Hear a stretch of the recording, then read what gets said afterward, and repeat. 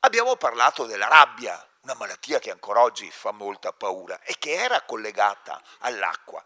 E come prevenzione, vi ricordate, si era deciso di fare di rendere obbligatori i famosi catini, che adesso vengono usati purtroppo come cestini di rifiuti o come posacenere, i famosi catini, perché gli animali, i cani in particolare, potessero abbeverarsi, perché bere era considerato una misura per tenere lontana l'idrofobia, tenere lontana la rabbia. E poi abbiamo parlato dei lebbrosi, i morti viventi, che erano stati allontanati dalla città e ricoverati a San Lazzaro.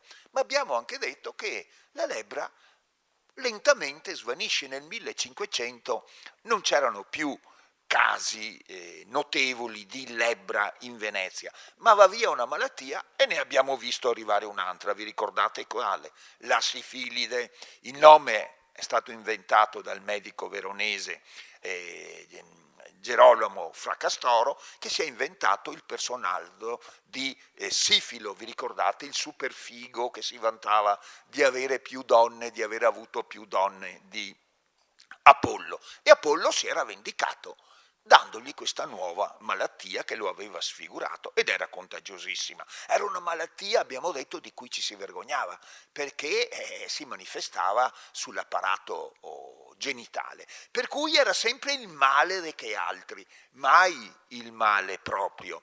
E i francesi l'hanno subito chiamato mal di Napoli, e noi, per ricambiare il favore, lo abbiamo subito chiamato il mal francese. La sifilide era una malattia che poi portava nell'ospedale degli incurabili, perché era una malattia mortale, scusatemi, non normale. Questo è un lapsus freudiano, credo sia un lapsus freudiano.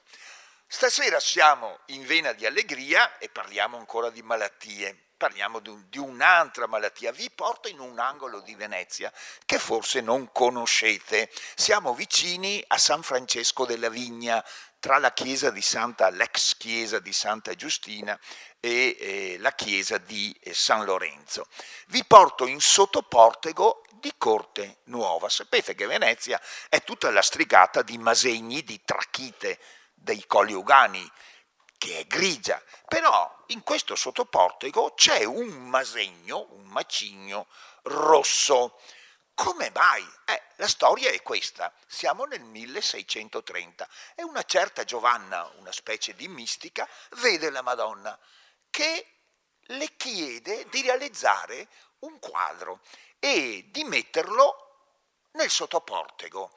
Questo quadro doveva raffigurare la Vergine stessa tra San Rocco e San Sebastiano. Forse avete già capito di che malattia voglio parlare, ma vado avanti. La donna ne parla con i suoi vicini che, entusiasti, dicono: beh, in sottoportico ne mettiamo ancora addirittura due. Ne ha chiesto uno perché è una persona, la Vergine, moderata, ma noi ne facciamo due. E sta di fatto che questa terribile malattia, quando entra nel sottoportico per piombare nella corte e fare strage dei suoi abitanti, davanti ai quadri della Madonna si ferma ed è costretta a sprofondare nell'inferno dal quale era arrivata. E dove è sprofondata resta una pietra del colore delle fiamme infernali, una pietra rossa.